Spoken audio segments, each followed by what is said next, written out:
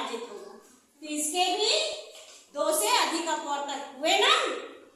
अब देखिए अभाज्य संख्याएं। अभाज्य संख्याएं क्या है? उन संख्याओं को जिनके केवल 2 ही गुणनखंड, उन्हें अभाज्य संख्याएं कहते हैं। एक और वह संख्या स्वयं, जैसे कि 2 के भी बेटा एक गुणनखंड एक होगा और एक 2 होगा। 2 ही संख्या से कटेगी ना। 3 भी देखो 2 संख्या से कटेगी, 1 और 3। इसी तरह 5 भी 2 संख्या से कटेगी, 1 और 5।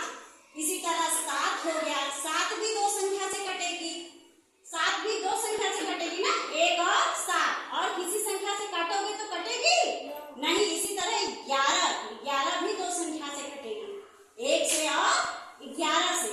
ये सब सारी संख्याएं क्या हैं? ये सारी संख्याएं अभाज्य संख्याएं हैं, ठीक ना। तो एकमात्र जो है सम अभाज्य संख्या है। तो एकमात्र कैसी संख्या है? सम अभाज्य संख्या।